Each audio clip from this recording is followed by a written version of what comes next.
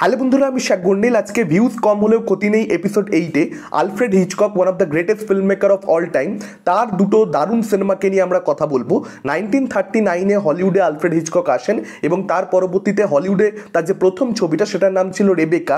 1940 সালে সেই ছবিটা মুক্তি পায়। কিন্তু আমরা কথা বলবো ইংল্যান্ডে থাকাকালীন যে সমস্ত ব্রিটিশ ছবি বানিয়েছেন আলফ্রেড হিচকক, তার মধ্যে তার অন্যতম দুটো গুরুত্বপূর্ণ, দুটো খুবই ভালো ছবিকে নিয়ে। একটা হচ্ছে 1935 সালে মুক্তি পাওয়া ছবি দ্য 39 স্টেপস, আর একটা হচ্ছে 1938 সালে মুক্তি পাওয়া ছবি দ্য লেডি ভ্যানিশেস। এই দুটো ছবির মধ্যে আমি বিভিন্ন ধরনের সিমিলারিটি খুঁজে পেয়েছি, সেগুলোকে নিয়ে আজকে এই ভিডিওতে আলোচনা হবে। নো স্পয়লার আলোচনা। গল্প সম্পর্কে আমি বেশি কিছু বলতে চাইবো না, আবার সামান্য একটু বলবো গল্প সম্পর্কে যাতে আপনাদের ইন্টারেস্ট তৈরি হয়। জনরা ওয়াইজ যদি বলি, দুটো ছবি spy mystery thriller, at the same time দুটো ছবি কিন্তু কমেডি ছবি। মানে এই ছবি দুটোর মধ্যেই কিন্তু কমেডি রয়েছে। দর্শক কিন্তু দেখলে হাসবে, মানে ডেফিনেটলি ওল্ড স্কুল কমেডি, বুঝতেই পারছেন 90 বছরের পুরনো সিনেমা, কিন্তু দর্শক এই দুটো ছবি দেখে এন্টারটেইনড হবে। মানে সবার আগে এই দুটো ছবিকে যদি ব্যাখ্যা করতে হয়, বলতে হবে এন্টারটেনিং ফিল্ম। সবার আগে এন্টারটেনমেন্ট, তারপর অন্য যে কোনো কিছু। মানে আলফ্রেড হিচকক এই নামটা শুনলেই যেটা সবার আগে অডিয়েন্সের মাথায় আসতে পারে যে খুব গুরুগম্ভীর কিছু হবে বোধহয়। কিন্তু এই দুটো ছবি যদি আপনারা দেখেন, আপনাদের ধারণাটা সম্পূর্ণরূপে ভুল প্রমাণিত হবে। অ্যাকচুয়ালি আমি যেটা জানতে পেরেছি, আলফ্রেড হিচকক নিজে প্রচণ্ড দুষ্টু লোক ছিলেন। তার একটা হিউমার ছিল। তার ইন্টারভিউ যদি আপনারা দেখেন, সেই হিউমারটা তার ইন্টারভিউগুলোতে ধরা পড়ে এবং তার ছবির মধ্যেও কিন্তু ধরা পড়ে। একজন লোকের সঙ্গে একজন মহিলার দেখা হচ্ছে একটা বিশেষ জায়গায়, তারপর লোকটির বাড়িতে মহিলাটি যাচ্ছে এবং তার মার্ডার হয়ে যাচ্ছে। মারা যাওয়ার আগে মহিলাটি লোকটিকে বলে যাচ্ছে যে সে একজন স্পাই। লোকটা কিছু না করাতেও তার উপরেই প্রথম সন্দেহ যাবে খুব স্বাভাবিকভাবে। এবার লোকটা বাঁচবার জন্য কি করছে, স্পাইটিকে কে মারলো, কেন মারলো, সেটা নিয়েই হচ্ছে সিনেমা। খুবই ইন্টারেস্টিং একটা প্রিমাইস। দ্য লেডি ভ্যানিশেস, এই ছবিটার প্রিমাইসও কিন্তু খুবই ইন্টারেস্টিং। দুজন মহিলা ট্রেনে একসঙ্গে ট্রাভেল করছে, একজন ছবির নায়িকা আর একজন বৃদ্ধা। দুজনের মধ্যে ছোট্ট মিষ্টি একটা সম্পর্ক তৈরি হয়েছে ইতিমধ্যে। নায়িকা ঘুমিয়ে পড়ছে হঠাৎ করে, ঘুম থেকে উঠলে দেখছে বৃদ্ধা মহিলাটি নেই। গোটা ট্রেনে কোথাও তাকে খুঁজে পাওয়া যাচ্ছে না, অথচ ট্রেন কোথাও দাঁড়ায়নিও। সবাই বলছে কেউ নাকি বৃদ্ধাকে কখনো দেখেইনি। তাহলে কি হ্যালুসিনেট করছে নায়িকা? আর যদি নাই করছিল, তাহলে ট্রেনে তাকে কেউ দেখলো না কেন? কি করে এটা সম্ভব? বৃদ্ধা গেল কই? এমনই ইন্টারেস্টিং প্রিমাইস, এমন কিছু প্রশ্ন অডিয়েন্সের মনের মধ্যে জাগবে যে অডিয়েন্স কিন্তু প্রচণ্ড পরিমাণে সজাগ হয়ে, প্রচণ্ড ইনভেস্টেড থেকে দুটো ছবি দেখবে। মানে আপনার কিন্তু কোথাও এই দুটো ছবি বোরিং মনে হবে না।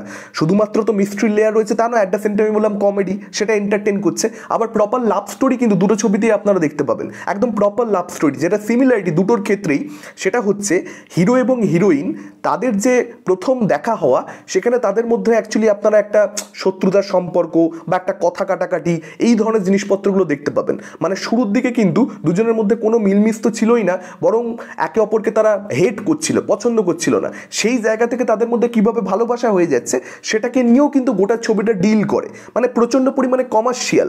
শুধুমাত্র যে মিস্ট্রি, একটা থ্রিলার, মানে একটা কে হুডানিট হাউডানিট, এর মধ্যে সীমাবদ্ধ থাকছে না ব্যাপারটা। Comedy, love story, everything is there. Couple বা জুটির কথা যখন উঠলই, এই দুটো ছবির ক্ষেত্রেই হিচকক একটা জিনিসের উপরে প্রচণ্ড পরিমাণে ডিপেন্ড করেছেন, সেটা হচ্ছে পেয়ারিং।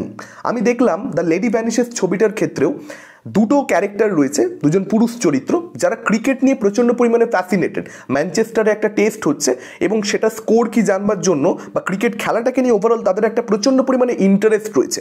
এবার সেই একটা জুটি যারা প্রচণ্ড পরিমাণে গোটা ছবি জুড়ে এন্টারটেন করে, এবং নায়ক নায়িকা যারা এই মিস্ট্রিটাকে সলভ করবার চেষ্টা করছে, ইনভেস্টিগেট করছে। আবার আপনারা যদি দেখেন অ্যান্টাগনিস্ট, আমি বেশি কিছু বলতে চাইছি না তার ব্যাপারে, স্বাভাবিকভাবেই যেহেতু মিস্ট্রি, যেহেতু থ্রিলার, তো তাদেরও একটা জুটি আপনারা দেখতে পাবেন দ্য লেডি ভ্যানিশেসের মধ্যে। কিংবা আরও দুটো ক্যারেক্টার রয়েছে যাদের মধ্যে একটা ইললিগাল, একটা অবৈধ সম্পর্ক রয়েছে। তারা আর কি কাউকে না জানিয়ে ঘুরতে এসেছে, এরকম একটা ব্যাপার। সেইটাও একটা জুটি এবং তাদেরও একটা স্টোরি রয়েছে। এই সবকটা জুটির ইন্ডিভিজুয়াল স্টোরি মিলিয়ে হচ্ছে একটা সিনেমা দ্য লেডি ভ্যানিশেস। অন্যদিকে দ্য 39 স্টেপস, এই ছবিটা আপনারা যদি দেখেন, সেখানেও দেখবেন জুটির ওপরে নির্ভর করে হিচকক অ্যাকচুয়ালি গল্পটাকে এগিয়ে নিয়ে গেছেন। আপনারা দেখবেন একটা নায়ক রয়েছে এবং অ্যাকচুয়ালি 3টে ফিমেল ক্যারেক্টার আপনারা দেখতে পাবেন, নারী চরিত্র। ধরুন এ বি সি, তো এর সঙ্গে যে যুগলবন্দি হিরোর, সেটাকে কেন্দ্র করে গল্পটা শুরুতে কিছুটা এগোয়। তারপরে বিয়ের সঙ্গে যুগলবন্দি, সেটাকে কেন্দ্র করে গল্পটা কিছুটা এগোয়। এবং তারপরে সি, যে অ্যাকচুয়ালি মেন নায়িকার ছবির, তার সঙ্গে যুগলবন্দি করে গল্পটা কিছুটা এগোয়। এই দুটো ছবির মধ্যে পেয়ারিংসের যে সিমিলারিটিসটা, অর্থাৎ হিচকক যে এভাবে গল্পটাকে সাজিয়েছেন, স্ক্রিন প্লে যেটা, সেটা ধরতে পারাটা আমার জন্য খুব ফ্যাসিনেটিং ছিল। যদিও এটা আমার সম্পূর্ণরূপে ইন্টারপ্রিটেশন, দুটো ছবি দেখবার পর যেটা আমি ফিল করেছি আপনার সঙ্গে শেয়ার করছি। যারা আপনারা ছবি দুটো অলরেডি দেখেছেন, আপনাদের কি মতামত ডেফিনেটলি আপনারা কিন্তু সেটা কমেন্ট করে জানাতে ভুলবেন না। দুটো ছবির মধ্যে আরও একটা সিমিলারিটি আমরা দেখতে পাই, হিরো রানিং ট্রেনে এক কামরা জানলা দিয়ে বেরিয়ে আর এক কামরাতে যাচ্ছে ঝুলে ঝুলে। এরকম কিছু স্টান্ট 1930s দুটো সিনেমাতে দেখবার জন্য আমি সত্যি প্রস্তুত ছিলাম না। এটা ছাড়াও দ্য লেডি ভ্যানিশেস ছবিতে ক্লাইম্যাক্সে কিন্তু অ্যাকশন দৃশ্যও আছে, গান ফাইট দুপক্ষের মধ্যে, খুবই পুয়ারলি ডান যদিও, কিন্তু আছে। একটা কথা এখানে বলে রাখা দরকার দ্য লেডি ভ্যানিশেস ছবিটার ক্ষেত্রে, যারা ধরুন মেরি ক্রিসমাস ছবিটা আপনারা দেখেছেন, শ্রীরাম রাঘবানের ছবিটাই কয়েকদিন আগে হলে মুক্তি পেয়েছিল বিজয় সেতুপতি, ক্যাটরিনা কাইফের, সেই ছবিটা যেরকম প্রথম 25-30 মিনিট টাইম নেয় সব কিছুকে সেট আপ করতে, ওয়ার্ল্ড এস্টাবলিশমেন্টে প্রচুর সময় নেয়, তারপর গিয়ে কিছু একটা ঘটে যেখান থেকে আমরা বলতে পারি ছবিটা থ্রিলার জোনে ঢোকে। শুরুর থেকে কিন্তু ছবিটাকে আমরা থ্রিলার বলতে পারি না, it almost felt like a rom com একদম শুরুর দিকে মেরি ক্রিসমাসে। সেই জিনিসটাই কিন্তু আপনারা দ্য লেডি ভ্যানিশেস ছবিটার মধ্যে দেখতে পাবেন। সেট আপ করতে প্রচুর টাইম নিয়েছেন হিচকক, ধরে ধরে প্রত্যেকটা জিনিসকে এস্টাবলিশ করেছেন, ওয়ার্ল্ড বিল্ডিংয়ে তিনি টাইম নিয়েছেন। তারপর 30-35 মিনিটের মাথায় গিয়ে একটা ইনসিডেন্ট ঘটে, যেটার ব্যাপারে আমি অ্যাকচুয়ালি আপনাদেরকে ওই গল্পটা ছোট্ট করে বললাম জাস্ট আপনাদেরকে হুক করে দেওয়ার জন্য। এবার যে মুহূর্তে আমি এই কথাটা বললাম অনেকেই মনে করলেন যে না তাহলে তো এই ছবিটা দেখা যাবে না, ও বাবা 30 মিনিটে তো প্রচণ্ড বোরিং হবে। তার মানে আসলে ওই সময় যে দৃশ্যগুলো দেখিয়েছে সেগুলো প্রত্যেকটা ইম্পর্টেন্ট দৃশ্য। হিচকক একজন ব্রিলিয়ান্ট ফিল্ম মেকার, যে ক্লু দিয়েছে কিন্তু আপনি ধরতেই পারবেন না যে এটা ক্লু দেয়া হচ্ছে।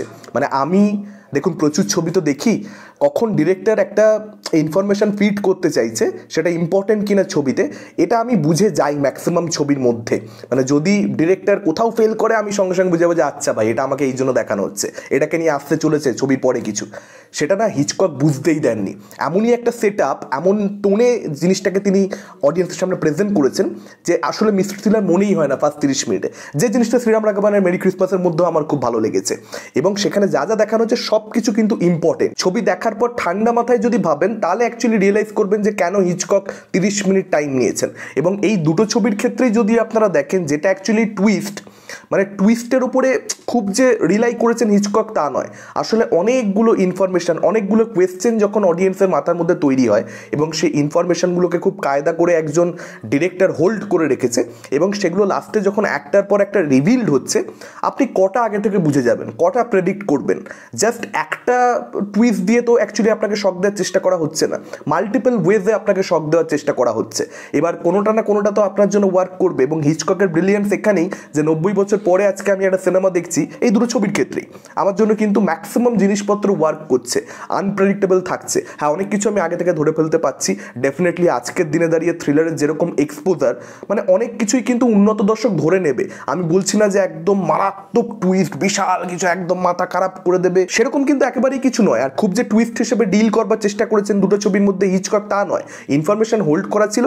যখন ইনফরমেশনটা রিভিল করলে সবচেয়ে বেশি ইম্প্যাক্ট হবে ইনফরমেশনটার, তখন সে সেটাকে রিভিল করে দিচ্ছে ছবির সেই পার্টিকুলার পোর্শনে। এবং ধরুন আপনি বুঝেও গেছেন ক্যারেক্টারগুলো ওই জিনিসটা জানবার পরে, ইনফরমেশনটা রিভিলড হওয়ার পর তাদের কাছে ক্যারেক্টারগুলো কী করে সেটা দেখবার জন্য আপনি ওয়েট করছেন, সেটা দেখবার জন্য আপনার মনে একটা ইন্টারেস্ট রয়েছে যে এবারে কী হয়। সেই ব্যাপারটা কিন্তু হিচকক মেক শিওর করেছেন দুটো ছবির ক্ষেত্রেই, যে এগুলো ক্রিয়েট হবে, এই ব্যাপারটা অডিয়েন্সের মনের মধ্যে খেলতে থাকবে।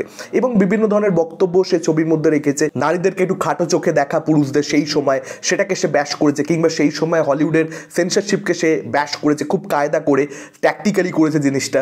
এবং এই ছবি দুটোর মধ্যে যদি আপনারা প্রোটাগনিস্টকে দেখেন, মেল প্রোটাগনিস্ট যে নায়ক, তাকে যদি দেখেন, সে না সিচুয়েশন এমন তৈরি হচ্ছে যে কারণে সে নায়ক হয়ে উঠছে, আদারওয়াইজ সে একটা এমনি নর্মাল ক্যারেক্টার। মানে এমন নয় যে তার মধ্যে সব কিছু খুব নায়কোচিত। এই ব্যাপারটাও কিন্তু কোথাও একটা ফ্যাসিনেট করে। মানে এই ক্যারেক্টারগুলোর ব্যাপারে আপনারা খুব যে বেশি কিছু জানেন, খুব যে ব্যাক স্টোরি জানানো হচ্ছে, মানে কিছু সিনেমা হয় দেখবেন যে একটা মানুষকে, একটা ক্যারেক্টারকে আপনি চিনে গেছেন। এই দুটো সিনেমা কিন্তু একেবারেই সেরকম নয়। হিচককের একটা কনশাস একটা ডিসিশন ছিল যে সে একটা গল্প দেখাচ্ছে, একটা টাইম ফ্রেম দেখাচ্ছে, এবং সেই সময় কিছু ক্যারেক্টার কিছু সিচুয়েশনে পড়ে কী কাজকর্ম করছে, কী সিদ্ধান্ত নিচ্ছে, সেটার উপরে পুরো ছবিটা দাঁড়িয়ে। মানে এই ঘটনাটা হয়ে যাওয়ার পরবর্তীতে এই টাইম স্পেস যেটা আপনাকে ছবির মধ্যে তুলে ধরা হয়েছে, এরপরে ক্যারেক্টারগুলো লাইফ কী হবে সেটা নিয়ে আপনি বদার্ডও হবেন না, বা এদের জীবন আগে কীরকম ছিল সেটা নিয়েও আপনি বদার্ড হবেন না। জাস্ট আপনি ওই টাইমটুকু দেখছেন। মানে আপনি ক্যারেক্টারগুলোর থেকে অনেক বেশি পার্টিকুলার কোনো সিচুয়েশনকে নিয়ে বদার্ড হবেন, আপনি অনেক বেশি সেগুলোকে নিয়ে চিন্তিত হবেন যে এই সিচুয়েশনে এই ক্যারেক্টারটা কীভাবে রিয়্যাক্ট করবে। আপনি সেটা নিয়ে অনেক বেশি ব্যস্ত থাকবেন ছবিটা দেখতে দেখতে।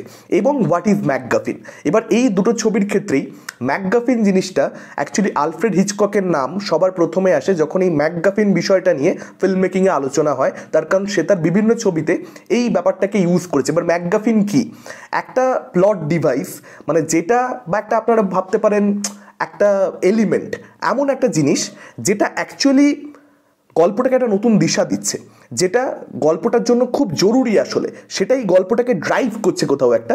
কিন্তু ছবিটা যখন আপনি দেখা শেষ করে দেবেন আপনি রিয়েলাইজ করবেন যে আসলেই ওই জিনিসটা খুব যে আমাদেরকে সেটার ব্যাপারে জানানো হয়েছে সেরকম নয়, বা আসলে ওই জিনিসটা যে খুব দরকারি ছিল সেটার ব্যাপারে জানাটা সেটাও নয়। দর্শক হিসেবে এটা আপনি নিজেই ফিল করবেন। যেমন ধরুন স্পাই ছবিতে ধরুন স্পাইরা তারা একটা জিনিসের পেছনে পড়ে রয়েছে, এবার সেটা কেন অ্যাকচুয়ালি একটা পার্টিকুলার দেশের জন্য বা স্পাইদের কাছে ইম্পর্টেন্ট সেটা আপনি বুঝতে পারছেন না, আপনাকে জানানো হচ্ছে না যে অ্যাকচুয়ালি ওই মেটেরিয়ালটা কী, ওই এলিমেন্টটা কী, জিনিসটা কী যেটার জন্য এত বেশি লড়াই চলছে দেশের সঙ্গে একটা অন্য দেশের। কিন্তু স্পাইরা যেহেতু বদার সেটাকে নিয়ে আপনি বিশ্বাস করে নিচ্ছেন দর্শক হিসেবে যে আচ্ছা স্পাইরা যখন বদার, স্পাইরা যখন টেন্স, তার মানে এটা খুব ইম্পর্টেন্ট কিছু হবে। ছবি শেষ হয়ে যাচ্ছে, তারপরেও কিন্তু সেটার ব্যাপারে যে দর্শকদেরকে খুব জানানো হচ্ছে তা নয়। আমি এক্সাম্পল দিলে আপনারা বুঝতে পারবেন। যেমন মিশন ইম্পসিবল 3 র্যাবিটস ফুট গোটা ছবি জুড়ে করে যাওয়া হয়, কিন্তু অ্যাকচুয়ালি র্যাবিটস ফুট কি সেটাকে নিয়ে কিন্তু বেশি কিছু এক্সপ্লেন করতে যাওয়া হয়নি দর্শকের কাছে ছবির মধ্যে। কিন্তু আমরা অ্যাকচুয়ালি যেহেতু টম ক্রুজের ক্যারেক্টারটা র্যাবিটস ফুট এটাকে নিয়ে বদার, আমরাও সেই জন্য সেটাকে নিয়ে বদার। আমরাও চাইছি যে আচ্ছা ঠিক আছে চলো এই স্পাই ক্যারেক্টারটা যেন র্যাবিটস ফুট কি সেটা জানতে পেরে যায়। এটাই হচ্ছে ম্যাকগাফিন। ম্যাকগাফিনের আরও একটা প্রকার আছে, বা রাদার বলবো আরও একভাবে এক্সপ্লেন করা যেতে পারে ম্যাকগাফিনকে। ধরুন একটা জিনিস যেটা আপাত দৃষ্টিতে মানে ছবিটার জন্য প্রচণ্ড বেশি দরকারি মনে হচ্ছে, ছবিটা যখন আপনি দেখছেন মনে হচ্ছে যে এটার উপরেই তো পুরো ছবিটা দাঁড়িয়ে, কিন্তু ছবিটা যখন আপনি দেখা শেষ করে দিচ্ছেন এবং আপনার মনে হচ্ছে যে আরে ভাই ওটা তো সেরকম কোনো ইম্পর্টেন্ট বিষয় ছিল না, ওটাকে তো যে কোনো কিছু দিয়ে রিপ্লেস করে দেওয়া যেতে পারে, তা সত্ত্বেও ছবিটা অ্যাজ ইট ইজ থাকবে। যেমন ধরুন মিশন ইম্পসিবল, এক্সাম্পল দিয়ে বোঝালে খুব সহজেই আপনারা রিলেট করতে পারবেন। সেখানে আমরা দেখতে পাই সিআইএ আন্ডার কভার এজেন্টস তাদের পুনরুদ্ধার করবার চেষ্টা করছে এখানে টম ক্রুজের ক্যারেক্টারটা। এবার সেটাকে রিপ্লেস করে দিয়ে যদি কোনো নিউক্লিয়ার কোড বা কোনো বায়োলজিক্যাল উইপেনও করে দেওয়া হতো সেক্ষেত্রেও কিন্তু ওই ছবিটা অ্যাজ ইট ইজ থাকতো, কিছুই কিন্তু আসলে চেঞ্জ করবার দরকার ছিল না। তো এটাই হচ্ছে ম্যাকগাফিন, যেটার উপরে ছবিটা দাঁড়িয়ে সেটাকে আপনি যে কোনো অন্য কিছুর সঙ্গে রিপ্লেস করে দিতে পারেন, তাতেও ছবিটা সেমই থাকবে। অর্থাৎ আপনাকে এঙ্গেজ রাখবার জন্য বা ছবিটাকে ইন্টারেস্টিং করে তোলবার জন্য প্রচণ্ড গুরুত্বপূর্ণ, কিন্তু আসলে গুরুত্বহীন। এটাই হচ্ছে মজাটা। তো এটাই ছিল আজকের ওভারঅল ভিডিও। আপনাদের কীরকম লাগলো এই ম্যাকগাফিনের এক্সপ্লেনেশন, এই জিনিসটা আপনারা কখনো ফিল করেছেন কিনা, করলে কোন ছবির ক্ষেত্রে করেছেন, এবং এই দুটো ছবি আপনাদের দেখা কিনা, এই দুটো ছবি আপনাদের কীরকম লেগে যদি দেখা হয়ে থাকে ডেফিনেটলি আমাদের সেটা কমেন্ট করে জানাতে পারেন। আজকের ভিডিওটা কীরকম লাগলো সেটা জানাবেন। ডেফিনেটলি আপনাদের রেসপন্সের জন্য এই ধরনের ভিডিও করি। আপনারা যদি বলেন যে হ্যাঁ ভালো লাগছে, সেক্ষেত্রে আরও ইচ্ছা করে এই ধরনের ভিডিও করতে। এত বড় ভিডিও দেখবার জন্য আপনাদের সকলকে অনেক ধন্যবাদ। ইউটিউবে দুটো সিনেমা ফ্রিতে অ্যাভেলেবেল রয়েছে। আপনারা আজকের ভিডিও দেখবার পর যারা মনে করছেন এই দুটো সিনেমার মধ্যে কোনো একটা দেখবেন বা দুটোই দেখবেন, যদি সত্যিকারে দেখেন কীরকম লাগলো আপনাদের এবং আপনাদের কি মতামত সিনেমাগুলো সম্পর্কে প্লিজ কমেন্ট করে জানাবেন। ভালো লাগে এই ধরনের কমেন্টগুলো পড়তে। এটা ছিল আজকের ভিডিও। আমাদের চ্যানেল নতুন হলে চ্যানেলটাকে অবশ্যই সাবস্ক্রাইব করতে পারেন। ভিউজ কম হলেও ক্ষতি নেই, এপিসোড 7, 6, 5 আরও আমরা অনেক করেছি, সেগুলো দেখতে পারেন। আজকের মতন টাটা, চোখ রাখুন পরবর্তী ভিডিওতে।